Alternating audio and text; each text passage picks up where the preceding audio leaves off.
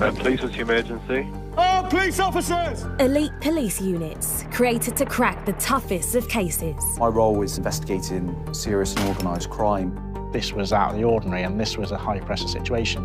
Calm yourself down. Their task, tackle the villains. Lots of suspicion of murder, all right?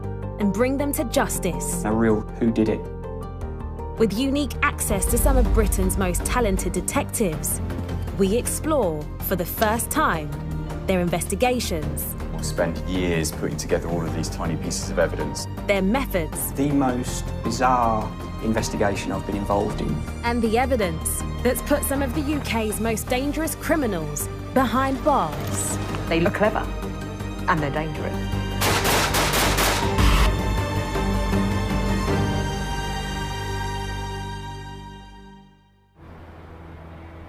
Murder is one of the most savage crimes possible.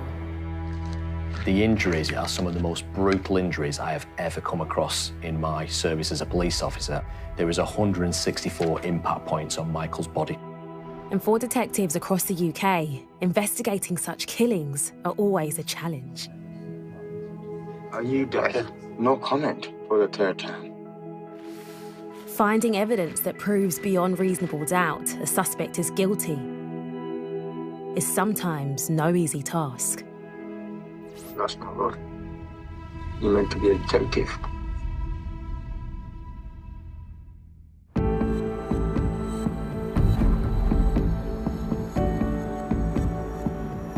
I've been with Lancashire Constabulary now for 21 years, predominantly as a detective. Lancashire's a lovely place to be, lots of things going on. Like any area, unfortunately, there is instances and isolated instances where crime occurs. I've always had a passion to be a police officer, mainly because I think I get satisfaction, reward from helping people. Working in the homicide team and the force major investigation team enables me to do that to people at the most difficult periods of their life.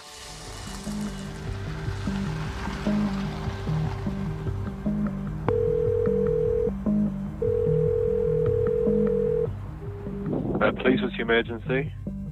At 12:54 p.m. on the 8th of November 2021, emergency services get a call. A man named Michael Briley has been found dead at his home in Nelson, Lancashire. The call came in from Michael's partner. She'd reported that Michael had been to the public house the night previously. She had told us that whilst at the pub, Michael had been assaulted, made his way home, got home and collapsed, and she'd found him in the morning. The major investigations team immediately go to the scene. I arrived in partnership with the crime scene manager, Gemma Cropper, who's experienced in dealing with similar offences previously. One of the first things that we do when we arrive at scene is to photograph the scene extensively. So that's just to try and capture everything before anything's been moved. So that would involve going into a room and literally a term called quartering. We'd quarter each room and photograph extensively. So that would form our general shots. As the CSI team methodically work their way through the property, DCI Davies evaluates the scene. Going into any crime scene, for me, I have a job to do. My objective is to make sure that I can understand and interpret that crime scene in the most effective way possible in order to get justice and understand exactly what's happened and what the circumstances have occurred. It was quite clear early on there was only one way in and one way out of that address. Equally, when I entered the address, Michael was still present. He was laid prone between the bathroom and the hallway. Straight away, it struck me the injuries that Michael had to his face. He had clear injuries to his legs, and it was quite clear to me that he had been the victim of an assault. There was blood in numerous areas of the premises, albeit some of those didn't look to be fresh. Some of it looked like it had potentially been cleaned. Identifying a suspect and finding evidence fast is key. So the golden hour, as investigators call it, when evidential materials are unspoilt and available at the crime scene, is crucial. DCI Davies puts a plan into place immediately. So the way we approach this type of investigation is to set clear strategies. We'll look at it from numerous different perspectives. We'll look at it through CCTV to track people's movements. We'll look at witness accounts, digital, forensic, every possible element of an investigation. We will start to look to unlift every stone we possibly can. As soon as officers and first responders arrive, the scene is sealed for forensic recovery. Forensic recovery takes precedence over the search because you can't compromise one over the other. What we then had to do was conclude our forensic search of Michael's home address. In the meantime, a team of detectives collect available CCTV, and they begin door-to-door inquiries with neighbours and pubs in the area. But for the crime scene manager, Gemma, something doesn't add up. So from the information that was being fed to me initially from one of the other witnesses within the scene was that a fight had occurred elsewhere. The scene wasn't presenting in that way. So where the deceased lay, there's just a sort of contact blood and just blood pooling on the floor. However, the further into the property that you got, you could see that there was evidence of airborne blood, which would suggest that there'd been attack site had happened at that scene. It means Michael may have been attacked at home rather than in the pub, as suggested initially by his partner. Gemma realises they need a blood pattern analyst. So that would involve asking a BPA to come to scene and help assist with regards to interpretation of the blood that was throughout the scene, being able to comment on attack sites, if there'd been any evidence of clean-up. Blood pattern analyst Brian Hignett arrives at the murder scene. First thing we saw was the body of Michael. He was laid in the hallway on his back. He'd obviously suffered significant head injuries and leg injuries. The first thing that struck me, despite the fact he'd sustained such severe head injuries, there was very little blood staining around the walls and the door where he lay. If Gemma and Brian are right, the pub assault story can't be true. The evidence suggests Michael was attacked at home, so detectives suspect they're dealing with murder.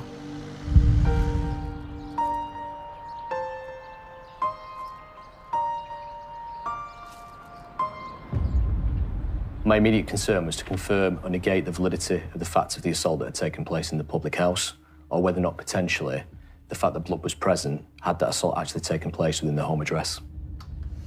To start the process, DCI Davies pulls together a large team of detectives to begin door-to-door inquiries. Over 50 police start asking neighbours what they know and questioning landlords in local pubs. The neighbours indicated both Michael and his partner had been physically abused for some period of time, unbeknown to the police. Neighbours even named the individual who was allegedly abusing Michael and his partner in an illegal practice called cuckooing. Cuckooing is a form of crime in which vulnerable people are targeted in order to almost take over their own life, take over them financially and take over them physically in terms of everything they do, usually in order to facilitate drug usage or dealing of drugs. Cuckooing is a nationwide problem and is often connected to the County Lion's drug trade. 1 in 8 Britons have seen signs of it where they live. In 2021, police identified nearly 900 addresses across the UK where cuckooing was taking place, and vulnerable people, including children, were at threat. Officers learn that both Michael, known as Amos, and his partner are vulnerable and sadly easy targets. It's quite clear that Michael was a loved individual, loved by everybody around him. He was a kind individual, he was a caring individual, and he's an individual that certainly did not deserve to have this happen to him. And all I want to do is to obtain justice. Later that day, the huge team of officers scouring the neighbourhood get a break. Some CCTV from a residential security camera shows Michael with the man neighbours claim was cuckooing him and his partner.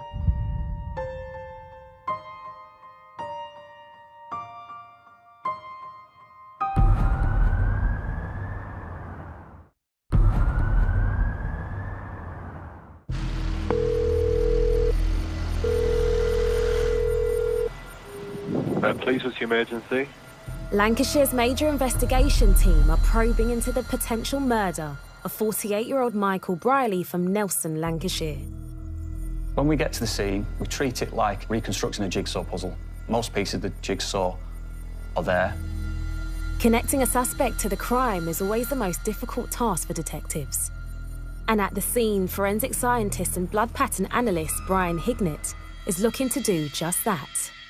It's our job to go around to find blood patterning, to examine them, to see exactly what they mean, to build a picture, put those pieces back together. What has happened? Where has it happened? Who's done this? Brian's task is not easy. At first glance, the scene is not clear-cut.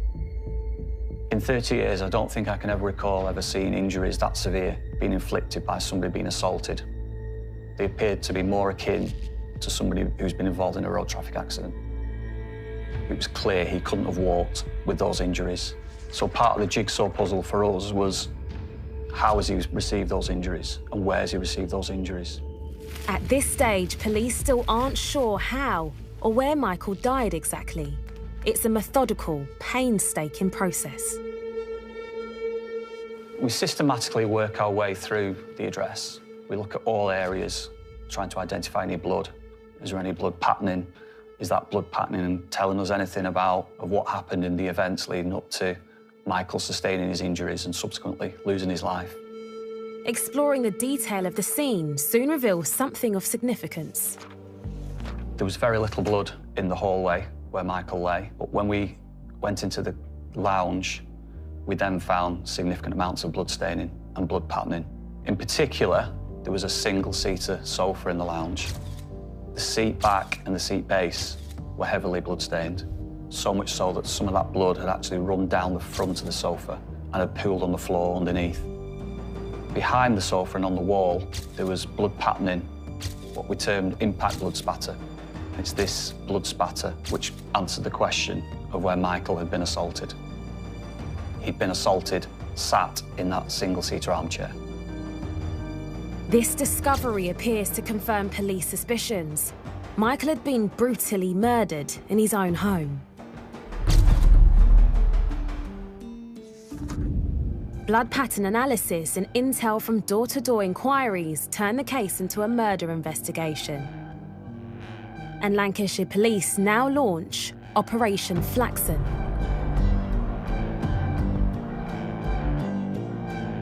DCI Davies goes back to Michael's partner, who's still in shock, and learns she lied about the pub assault in her 999 call. And the reason why is chilling. Michael's partner summarised it as the suspect had taken over every aspect of their life. Officers now understand Michael and his partner were victims of cuckooing. Michael had actually had all his benefits paid into the person's account, and he was charged £40 for the privilege of doing so, it would now appear. There'd been a history of assaults that had taken place. Michael had asked people specifically not to report those assaults. We now know that's out of fear. And the individual who Michael and his partner were scared of is evidently on the CCTV that detectives have secured from the streets around the crime scene. He certainly appears to be connected with Michael. And what DCI Davies witnesses is not pleasant. Two key things are highlighted to me there. He's walking with a stick. He's a vulnerable individual in his own right. He's walking approximately 10 to 15 metres behind. He then subsequently strikes Michael to the face and punches him unprompted. They then make their way to the shop. On arrival in that shop, it is very clear and evident that he is abusive further to Michael in that shop. He's being derogatory in the way he speaks to him, and he's treating him horrendously. The CCTV confirms the neighbour's witness statements and elevates the man from a person of interest to prime suspect. Whilst the CCTV en route to the shop is a clear piece of evidence for us to consider around building the chronology and shows a propensity for violence, and particularly propensity for violence towards Michael, it does not provide evidence that he is responsible for Michael's murder. What we need to do is piece together the evidence that demonstrated that he was responsible for that offence.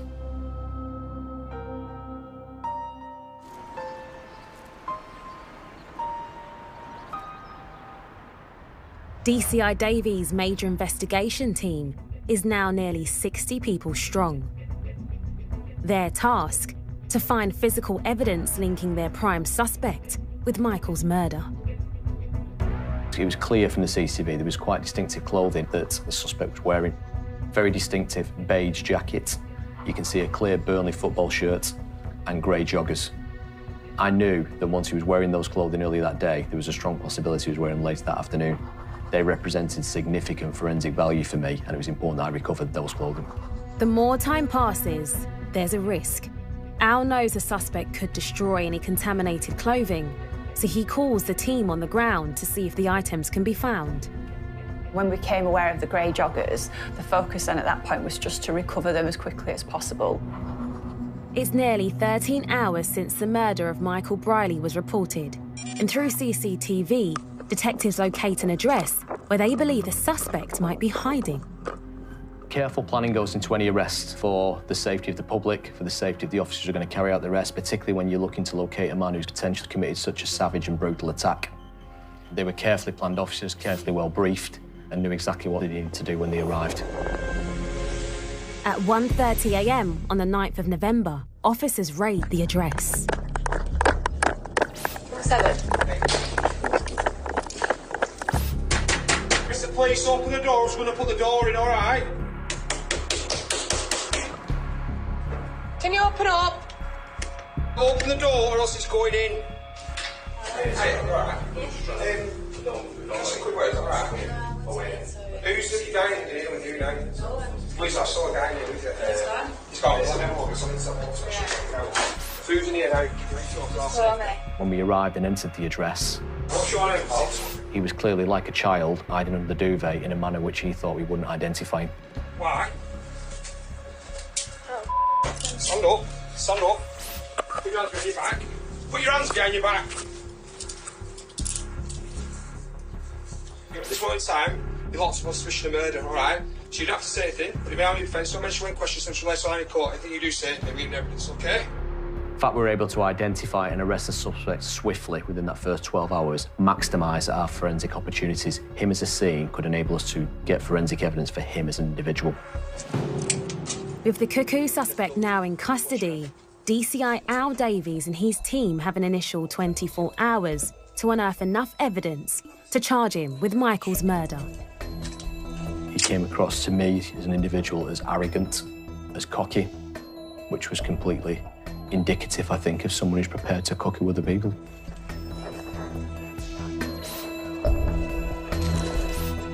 Back at the station, questioning the cuckooing suspect starts in earnest. As part of this investigation, I had to rely upon specialist expert interviewing officers. In this case, we used Detective Constable Dave Richardson, who's an expert in his field. For DC Richardson, there was also a personal connection with the victim. Before joining CID, I worked at Nelson for 15 years and I was at the local body. So I used to walk around the streets and Michael and his partner used to live on the area that I covered. So I would regularly see Michael and I regularly see him walking about with his stick. He would walk round with his Burnley shirt on. He was a big Burnley fan.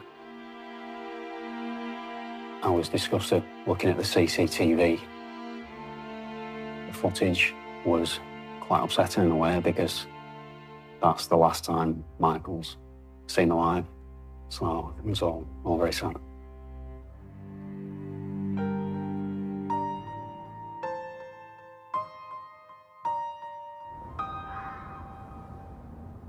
It's now 10 to 7 in the evening, and there's only 6 hours left of the initial 24.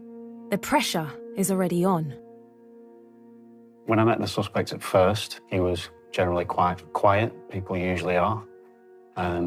He's probably weighing me up a little bit, and I'm weighing him up. And so begins the interview game of cat and mouse. My interview plan in this instance was initially to go through the timeline with him. So he was arrested in the early hours of the morning. What I needed to cover was all the time from the day before the murder, all the way through the murder, to after the murder, to the point where he was arrested. So where were you? If you don't want to answer, just say no comment. No comment. Okay. You can answer if you want to. Where were you? No comment. Okay. Half the time they're advised to go no comment, so if they go no comment, I just follow my interview plan. But with the suspect stonewalling DC Richardson... Were you in possession of any weapons? No comment. Were you under the influence of alcohol? No comment. It looks like it'll be a long night. Are you responsible for assaulting Michael Briley, also known as Amos, causing him injuries leading to his death? No comment. Okay. So just to clarify, at the time... Do you need a legal break or do you want to continue the interview? Yeah, can we have a legal break, please?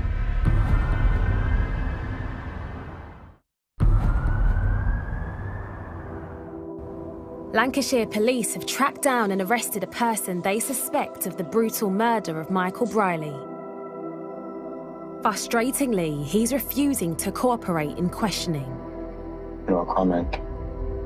After securing CCTV from neighbouring houses and then wading through hours of footage, investigators find a tantalising clue. The suspect appears to be leaving Michael's house at 12:43 on the day of the murder.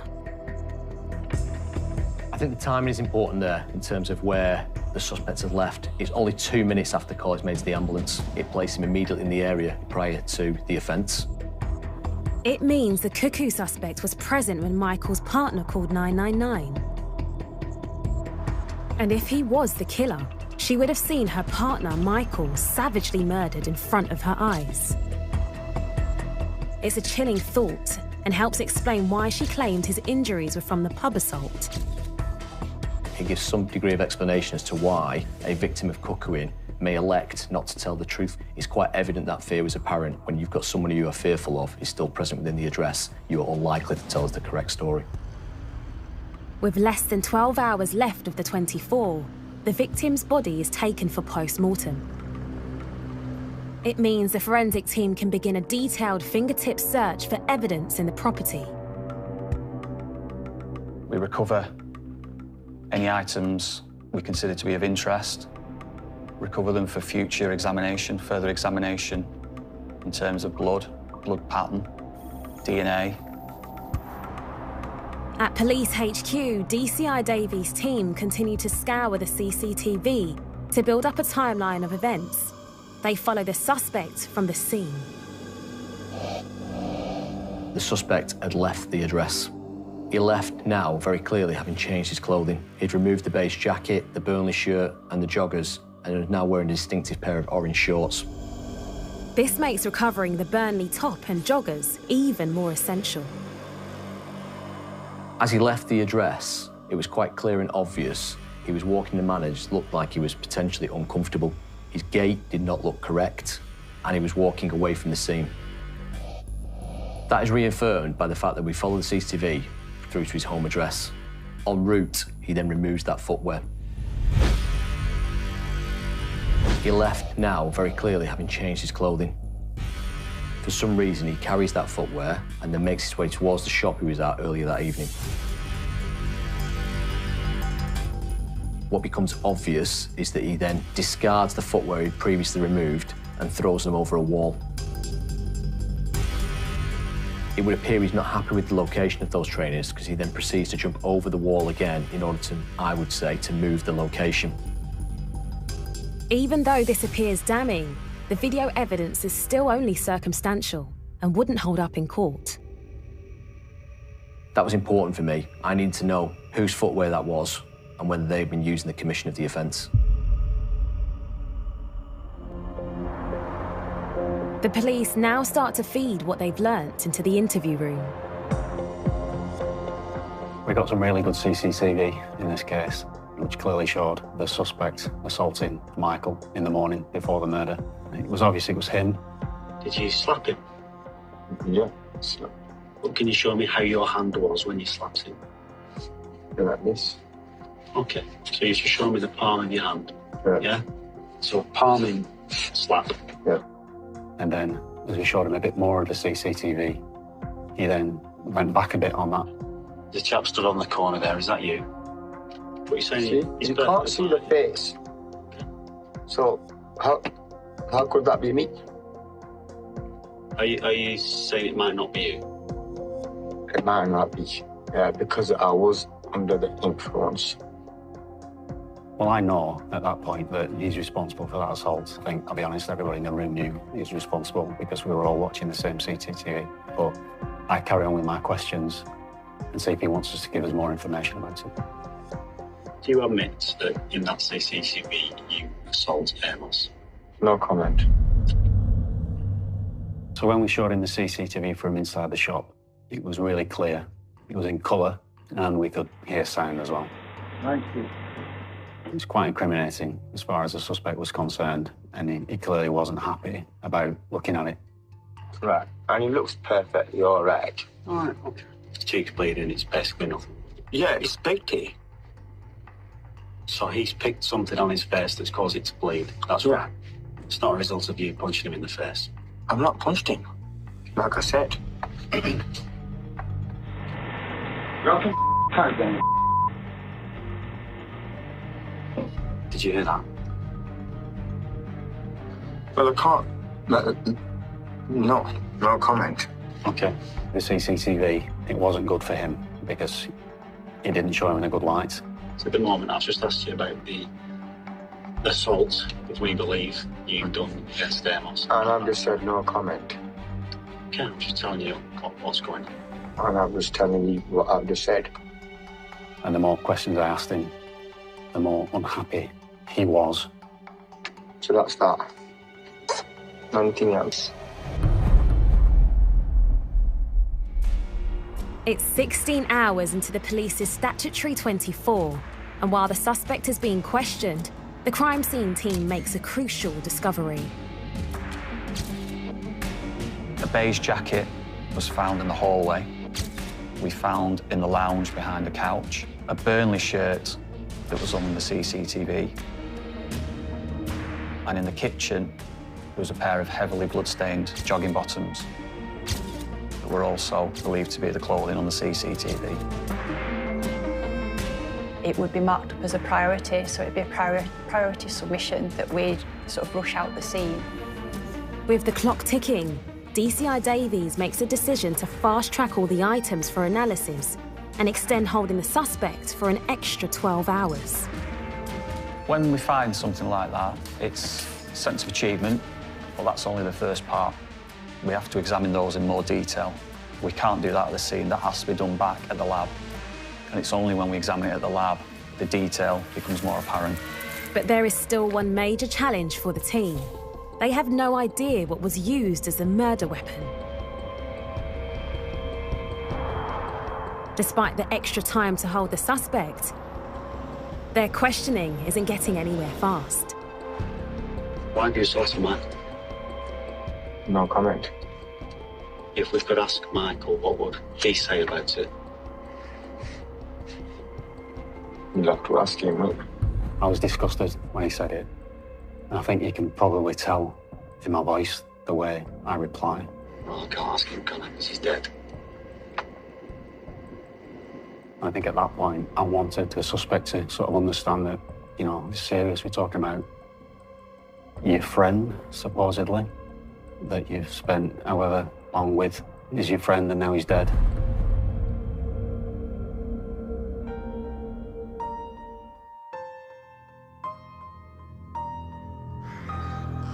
Everything now relies on getting a positive ID result from the forensics. Knowing there's an individual in custody that's been questioned in relation to the incident, there is pressure. There is pressure to get a result which could further that investigation or could result in releasing that individual from custody. Even with fast-tracking the forensics, it's looking unlikely the results will be back before the new deadline is up. So DCI Davies manages to persuade the magistrate's court to extend custody for a further 36 hours. If we reach crossroads of 96 hours, we have to then release an individual who potentially has committed the offence of murder, which could jeopardise public safety. For me as an SIO, I do not want that to occur. The race is on. The team now has a day and a half to gather the proof and officially charge the suspect with Michael's murder. That period is intense. I will not see my family. Many of my investigation team will not see their own families. We will work long, intense hours just because we are so focused upon getting the right result within them time constraints. With 18 hours of the allotted time already used up, in the interview suite, the suspect wants to further frustrate DC Richardson. Okay, so just to clarify, at the time... Do you need a legal break or do you want to continue the interview? Yeah, can we have a legal break, please? Certainly.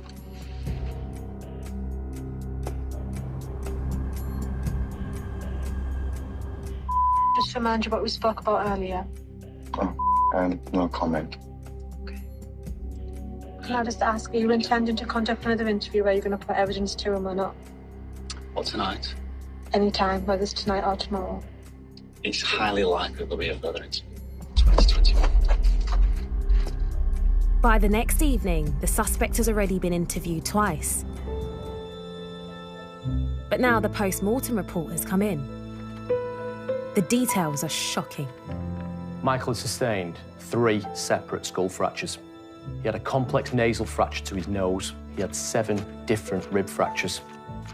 In totality, he had 41 external injury points of impact. He had 23 injuries to his hands, inclusive of defensive injuries. It's quite apparent Michael had fought for his life. He had a laceration to his liver as a result of strikes. The injuries, for me, are some of the most brutal injuries I have ever come across in my service as a police officer and working within major crime. There was 164 impact points on Michael's body. The nature of the internal injuries are quite harrowing, even for me as an SIO.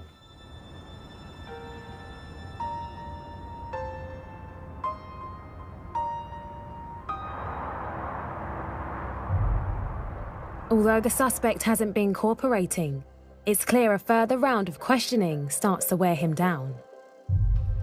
But it's been what? Like we said, how many days since this event that you're talking about? What does that show you? Show me anything. Doesn't that show you the police are doing a very excellent job? The suspect in the interview, his body language showed me a few times. There are a few telltale signs when you interview people. There's one, the leg shake. That happens quite a lot, where as soon as you start asking a difficult question, at that point, someone who's been perfectly still, the leg will start to go up and down, and they can't help it. It just happens. So that's a good sign for me. So I think, right, okay, I'm getting somewhere here. The trainers now become the focus of DC Richardson's questions. So, what could be a pair of trainers, black trainers? Do you know anything about those? Could they be your black trainers? No comment. And why are you going into the back garden? For a splash. A slash. Okay. To urinate for a wee, is that what you mean? Yeah. Okay. You climb back over the garden wall at 26. Yeah. So you're outside for 6 seconds. Yeah. You've had a wee in that 6 seconds. Mm. You now decide you want to keep them? Or do you think I need to hide them better?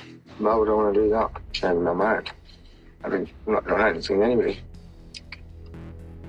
And while the suspect is denying everything, miles across town, a police search team is hunting.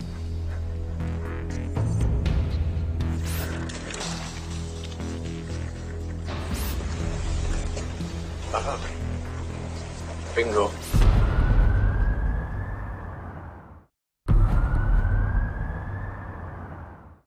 Lancashire police are in a race against time. They only have 36 hours to find enough evidence to charge their only suspect for the murder of Michael Briley. A search team is hunting for some trainers the suspect discarded whilst caught on CCTV. Just nothing. Bingo. Trainer. Is there another trainer? Like 2 trainers. Okay. The trainers are swiftly sent for forensic analysis. In the interview suite, the suspect has no idea his hidden trainers have been recovered and is increasingly unhelpful. Are you deaf? Can you reverse it and play it again? Why are you spinning things for? No comment for the 3rd time. You're asking me the same question. And that's right. Because you're not very good at hearing things. And what time was the call made? I've no idea. That's not good. You're meant to be a detective. Sometimes in an interview, it is quite difficult to remain calm. especially when you've got someone who is arguing with you a little bit, trying to wind me up. I might get wound up a little bit, but it's just important that I don't show that, and I just outwardly try and look calm. Shall we move on? If you wish. Let's do that. Despite all the clothing evidence found at the scene, one crucial artifact is still missing: the murder weapon. For me, what stood out was the fact that we were outstanding a weapon and there was a bed, there was a medical bed, but it wasn't in use. I noticed that there were bits that were no longer attached and they were sort of hidden under the bed. These objects are sent off for investigation in the lab. When we examined the bedpost microscopically, there was blood staining. There was blood staining on the inside surfaces. There was a small amount of blood staining on the outside surfaces. There was also body tissue, fatty tissue on the inside. And associated with the fatty tissue was some hair fragments. The tissue samples are sent off for DNA testing to confirm if they are Michael's. While in the interview room, DC Richardson is breaking down the suspect's defences. He's been held for over 48 hours at this point. Did you intend to cause him really serious harm? No comment. Did you intend to kill him? No comment. Was that a no or a no comment? Comment, no comment. Now, considering at the beginning of the interview, he said the words, no comment. So he knows how to say no comment. But to me, the answer, no, and then a massive gap, comment, clearly means he's answering the question. Did you intend to kill him? No comment. Was that a no or a no comment? Comment, no comment. Where was he when you last saw him?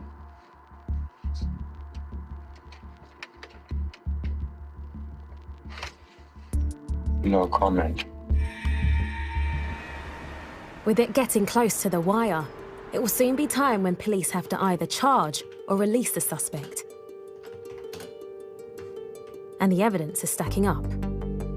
We found blood matching Michael on the beige jacket, on the Burnley shirt, and on the jogging bottoms. It's a start. The trainers have also tested positive for Michael's blood. The CCTV demonstrates we can attribute those trainers to him, as that enables us to link those trainers to the commission of the offence. But it still isn't sufficient to convince the Crown Prosecution Service to charge him. What's needed is his DNA profile on the clothing.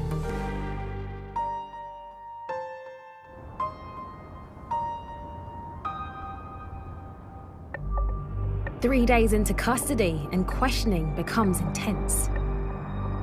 He's got some horrific injuries. I know.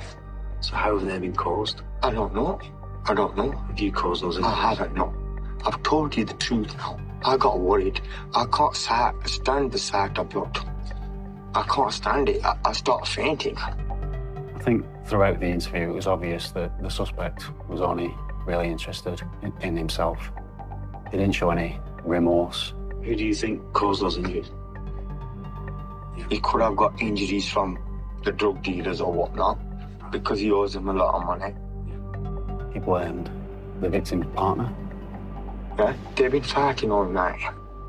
But look, you can check my hands. Look, I've not been punching no one. Yeah, look, nothing. You check it.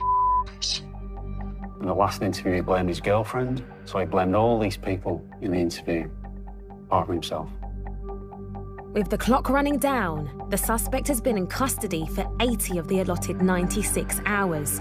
Finally, the proof they all need eventually arrives. When we obtained the DNA profile from the blood on this bed frame, that was also found to match Michael. That was the weapon or the implement that had been used to inflict the injuries to his leg and to his head. With the murder weapon confirmed, Brian also has the results from blood splatter analysis. So in an assault, you first of all need to get blood to the surface of the skin. So that could take multiple blows before blood starts to be shed. It's only once the blood has started to flow and is free flowing, and it's only then once subsequent blows are inflicted into that blood, that's when you get blood spatter. It's the force of the impact into that wet blood that produces the blood spatter, which will deposit itself on an item of clothing or a weapon. The importance of the airborne blood is that it demonstrates that the suspect was either in close proximity at the time the offence took place, or he is responsible for that offence. The presence of blood spatter on the clothing shows that force has been used against Michael Briley. It's the news they've been hoping for, to bring the killer to justice. But the police still need to prove beyond reasonable doubt that the suspect had been wearing the clothing at the time of the killing. We took samples from the cuffs of the grey jacket, and we took samples from the cuff of the Burnley shirt. Those DNA results came back, and the DNA of the suspect was contained within those profiles. It's the final piece of the puzzle. Finding the suspect's DNA on clothing covered in Michael's splattered blood is incontrovertible proof he is the killer. On the 12th of November, 4 days after Michael Briley's death, the suspect, Naeem Mustafa, is charged with murder, a result for the major investigation team. The fact that we're able to charge the suspect within the 96 hours available to us demonstrated the extraordinary effort of the officers, the dedication, the commitment each and every one of them committed to this investigation. This is actually why we do what we do. This is what we always strive to achieve. We want to ensure the family and Michael, the person responsible for this offence, is brought to justice. On the 9th of May 2022, Michael Briley's murder trial begins at Preston Crown Court. I think it is awful that an individual would put a family through a trial after the offence they've committed when there was such overwhelming evidence of guilt. After less than 3 weeks in court, the jury returned their verdict. The suspect was found guilty at trial of Michael Briley's murder. He received a mandatory life sentence to serve a minimum of 27 years. I would describe this offence as a cowardly act on vulnerable people, a disgusting, a despicable act, something that I would not expect anybody to have to endure. This case will always stay with me. It's a case that I will always remember the time I entered that address to see poor Michael lay out on that floor. The result achieves justice for Michael and his family, but the fact remains that across the UK, more and more vulnerable people are becoming victims of cuckooing.